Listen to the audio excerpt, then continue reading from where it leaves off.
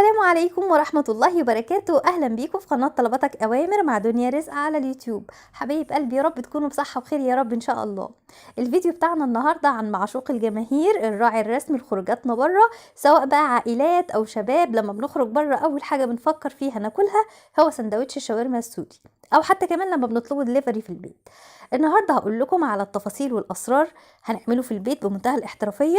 هيكون اقتصادي جدا وهيوفر معانا، وهيكون بنفس الطعم اللي بنشتريه من بره ويمكن احلى كمان. وكمان هقول لكم على سر التوميه السوري اللي عملت لكم له فيديو قبل كده، وما شاء الله داخل على 5 مليون مشاهده. كل اللي جربوا قالوا لي يا دنيا بالظبط زي اللي بنشتريه من بره ويمكن احلى كمان.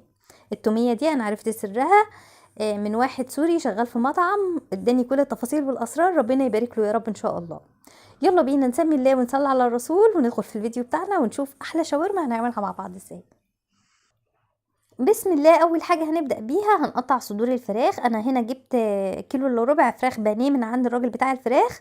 طبعا هي بيكون سمكها رفيع قوي، باخد جزء منها واقطعه شرايح بالطول زي ما انتم شايفين كده. ولو عايزين تقطعوها اكبر من كده شويه مفيش مشكله خالص. بصوا بالشكل اللي انتم شايفينه ده بتتقطع كده زي ما قلت لكم. الكميه اللي معايا كيلو الا ربع. يلا بقى نتبلها التتبيله المظبوطه بتاعه الشاورما. ده فنجان صغير من بتاع القهوة، هحط 4 معالق كبار مليانين من الخل. لو مش هتعرفوا تعيروهم بالفنجال هنعيرهم بالمعلقة اهوت مع بعض. 1 2 3 4 معالق كبار مليانين من الخل، معالق كبيرة من بتاعة الأكل. وزيهم بالظبط هنحط نص فنجال أو 4 معالق كبار مليانين من الزيت. 3 4 زيت، يبقى معايا 4 معالق خل 4 معالق كبار زيت. بعد كده هنحط معلقتين من الصويا صوص، اي نوع متوفر عندك اشتغلي بيه. معلقتين كبار من الصويا صوص، 4 معالق خل، 4 معالق زيت، معلقتين من الصويا صوص. وكمان هنحط كوبايه من الزبادي او علبه من الزبادي، اي نوع متوفر عندك اشتغلي بيه، او اي نوع بتحبيه اشتغلي بيه. ومعلقه كبيره من الصلصه، ومعلقه كبيره من هريسه الشطه. اللي ما عندوش هريسه الشطه ممكن يستخدم نص معلقه صغيره من الشطه البودر. وهنا معايا نص معلقه صغيره من الجنزبيل مهمه جدا، ومعايا نص معلقه صغيره من البابريكا، وكمان معايا ربع معلقه صغيره من القرفه، ومعايا معلقه صغيره مليانه من البصل البودر، ونص معلقه صغيره من الكاري، ونص معلقه صغيره من الزعتر. كل المعالق اللي استخدمتها دي في التوابل معالق شاي. ومعايا 4 فصوص من الثوم، وحوالي ليمونه ونص كده متوسط، يعني ليمونه ونص صغيره او ليمونه كبيره. طبعا انا هرست الثوم، عملته بالهراسه بتاعه الثوم، او ممكن تدقيه في الهون وتحطيه. وبعد كده هنعصر ليمونه ونص لو ليمونه صغيره، لو ليمونه كبيره حطي عصير ليمونه واحده بس.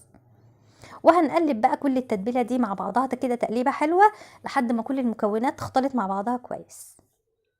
بعد كده هننزل بالتتبيله بتاعتنا على صدور الفراخ ونقلبها تقليبه حلوه كده لحد ما نشرب الفراخ بالتتبيله الحلوه بتاعتنا دي. وفي الاخر بنضيف لها معلقه صغيره بس من الملح، لان في اضافه تانية. انا طبعا حاطه صويا صوص بيكون مالح، وهنحط اضافه تانية هتخليها مالحه، فبلاش نزود في الملح. الشاورما بتاعتنا اهم حاجة ان هي تقعد مش اقل من 4 ساعات في التتبيلة، او ممكن تبيتيها لتاني يوم. خلاص، يبقى مش اقل من 4 ساعات او نبيتها ليلة كاملة. انا عن نفسي هبيتها ليلة كاملة، هغطيها بكيس واحطها في التلاجة لتاني يوم، وبعد كده هنشتغل مع بعض فيها. هنا بعد ما فات ليلة كاملة على تتبيلة الشاورما في التلاجة، حطيت طاسة على النار وحطيت فيها 3 معالق من الزيت، بسخنهم جامد جدا. اهم حاجة لازم يسخنوا جامد جدا.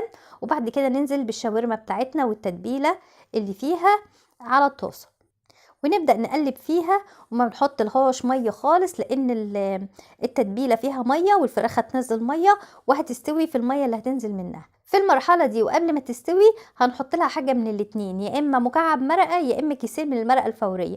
اللي موجود عندك استخدميه.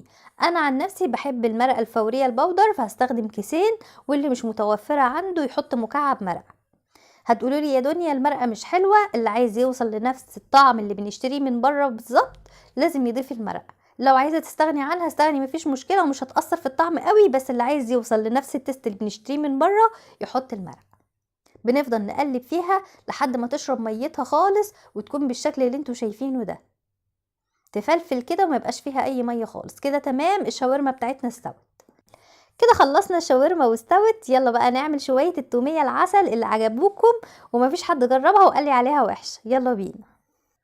في طاسه على النار هحط فيها 1.5 كوباية من الميه، وعليهم 3 معالق كبار مليانين من النشا. يبقى 1.5 كوباية من الميه عليهم 3 معالق كبار كده مليانين هرمي، يعني معالق هرميه كده من النشا. هنقلبهم على البارد لحد النشا ما تدوب كويس في الميه، وبعد كده هنشغل النار ونفضل نقلب النشا كويس على النار في ايدينا فيها، ما نسيبهاش لحد ما تبدا تغلي. اول ما تبدا تغلي ما نطفيش عليها على طول، لازم نخليها توصل للون الشفاف. يعني هي هتربط في الاول، مش اول ما تربط معاكي بالشكل اللي انت شايفاه ده خلاص تطفيه، لا، لازم تفضلي تقلبي فيها لحد ما لونها شويه بشويه بيكون لون ابيض شفاف، مش ابيض زي الحليب كده، لا، بيكون لون ابيض شفاف. ده علشان النشا بتاعتنا تستوي وما يكونش لها اي طعم باين في التوميه بتاعتنا. بصوا واضح كل شويه النشا لونها بيبيض وبيبقى لونها شفاف. هنسيبها بقى على جنب تبرد خالص، وبعد كده تعالوا نشوف هنعمل ايه. في الخلاط او في الكبه هنجيب فصين من التوم كده متوسطين، بنهرسهم وننزلهم في الخلاط، وبعد كده هحط 2 معلقة كبار مليانين من الخل، وعليهم 1/4 كوباية من الزيت، ويا ريت يكون زيت نوع نضيف ونوع ريحته حلوه، وكمان 3 معالق كبار من الحليب، ونص ليمونه، هنعصر نص ليمونه. وبعد كده هحط 1.5 معلقة كده من الملح، معلقه صغيره. وبعد كده بقى هنحط يا اما مايونيز يا اما زبادي. اللي عنده مايونيز يحط 3 معالق كبار مليانين، واللي ما عندوش او عايز يستغنى عنه ممكن يحط علبه زبادي، وممكن تحطي 2 معلقة زبادي ومعلقه مايونيز اللي انت عايزاه. المهم ان يكون في الاخر المعيار بتاعنا 3 معالق، يا اما من المايونيز يا اما من الزبادي يا اما خليط ما بينهم هما الاتنين. انا بقى رغم ان عندي المايونيز، بس علشان اعرفكم ان هما مش فارق كتير هحط علبه زبادي وبس. وبعد كده بنضرب كل المكونات اللي معانا ديت في الخلاط لحد ما بتنعم خالص وكلها بتمتزج مع بعض، بتكون بالشكل اللي انتوا شايفينه ده. بعد كده بجيب النشا، طبعا النشا بردت وبقت جامده بالشكل اللي انتوا شايفينه ده، او تقلت بالشكل اللي انتوا شايفينه ده. هنبدا ننزل شويه بشويه على الخليط اللي جوه الخلاط، ونضرب لحد ما توصل للقوام اللي انت عاوزاه. ولو حسيتي ان هي تقلت معاكي شويه ممكن بتحط لها 3 معالق من الحليب شويه بشويه كده لحد ما توصليها للقوام اللي انت عايزاه.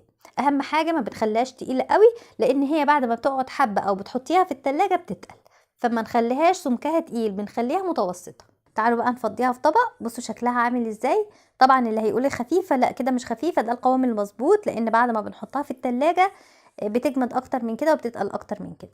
بصوا شكلها عامل ازاي، تحفه. وعايزه كل اللي جربها يدخلوا يكتبوا لي في التعليقات ايه رايكم فيها وعجبتكم ولا لا. يلا بينا بقى نعمل احلى شويه سندوتشات، وكمان هقول لكم ايه الحاجات اللي بتتحط فيه مع الشاورما، وكمان هقول لكم على الطريقه الصح اللي تلفوها بيها علشان تكون زي بتاعه المحلات بالظبط وما تفكش مننا واحنا بنسويها. نركز مع بعض بقى نشوف هنعمل مع بعض ايه. الحشوات اللي معايا عباره عن ايه؟ طبعا هنا معايا بطاطس، ودي التوميه بتاعتنا بعد ما تقلت شويه في التلاجة، وهنا معايا الخس او الكابوتشا، وكمان معايا خيار مخلل مقطعاه شرايح رفيعه. وهنا معايا العيش الصاج. بنعمله ازاي؟ بنجيب دقيق وملح وميه، بنعجنهم مع بعض لحد ما تكون العجينه متماسكه وسهل ان انت تشكليها. بعد كده بنعملها كور صغيره وبنبدا نفردها بالشكل اللي انتوا شايفينه ده ونسويها. بس اهم حاجه ان احنا بنسويها في طاسه كبيره قوي علشان لما تستوي تدينا الشكل الكبير ده. وطبعا اهم حاجه برضو ان احنا بنحاول نفردها على قد ما نقدر رفيعه او رقيقه خالص علشان تدينا الشكل اللي انتوا شايفينه. وممكن نجيب من عند الناس بتوع الشاورما الرغيف بجنيه، مش غالي كده، تمام وكده تمام. نبدأ بقى نتني الرغيف نص تانية كده، ونجيب شوية من التومية ونفردهم في الأرضية أو في الأول، وبعد كده برش عليها شوية من الخس، وبحط كام شريحة كده من الخيار المخلل. طبعا أنا كنت عملته معاكم قبل كده في القناة. وبعد كده نبدأ نحط البطاطس، الحشوات طبعا زي ما انتوا عايزين وحسب رغباتكم. وبعد كده هنبدأ ننزل بالشاورما على حسب برضو ما انتوا عايزين، كمية كبيرة كمية صغيرة، الحشو ده حسب الرغبة. ونبدأ بقى نتني الطرف ده من الجنب ده ومن الجنب ده، ونحاول ان احنا نلفها او نبرمها كده جامد رولة. وطول ما انت ماشيه بتفردي العيش وتلفي بايدك، تفردي العيش وتلفي بايدك علشان يكون متماسك وجامد بالشكل اللي انتوا شايفينه ده. بعد ما لفيت كل السندوتشات بنجيب بقى طاسه، جريلا، صينيه، اي حاجه موجوده عندك. مش هتقول لا، اي حاجه هتنفع، مش لازم جريلا او طاسه تكون تيفال، اي حاجه ممكن، صينيه ألمونيوم. هحط كده رشه زيت خفيفه، وبعد كده هجيب السندوتشات بتاعتي. واهم حاجه ان احنا اول ما ننزل في الطاسه السخنه يكون على الجزء اللي احنا اخر اللفه بتاعتنا فيها، يعني الحته المقفوله اخر القفله بنبدا هي بيها في الاول. وبعد كده لما بتاخد لون بنقلبها على الجنب التاني. بنفضل نقلب في السندوتش كده على النار لحد ما كله ياخد اللون اللي احنا عاوزينه. طبعا كده بنكمل تسويه العيش، وكمان بنديله تحميصه كده علشان يكون مقرمش زي اللي بنشتريه من بره بالظبط. طبعا واضح اهوت، كل شويه بقلبه على جنب من الاجناب بتاعته وبضغط عليها كده تاخد لون او تتحمص، وبعد كده بقلبها على الجنب التاني. احلى شويه سندوتشات هيعجبوكم وهتجربوهم، كل اللي هيجربهم هيقولوا لي فعلا يا دنيا زي اللي بنشتريهم من بره واحلى كمان. مستنياكم تجربوها وتقولوا لي ايه رايكم فيها.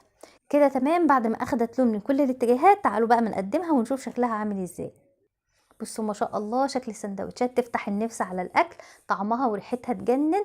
انا متاكده كل اللي هيجربها هتقولوا لي يا دنيا والله العظيم احلى كمان من اللي بنشتريها من بره. سواء بقى التوميه او السندوتشات او تتبيله الشاورما، كلهم احلى من بعض. جربوها واعملوها في البيت، ما نشتريهاش من بره غاليه، وتكون عندنا على طول. ولادك بيذاكروا، ولادك بيلعبوا، تعملوا لهم السندوتشات ديت ياكلوها بالف هنا وشفا. كده الفيديو بتاعي خلص.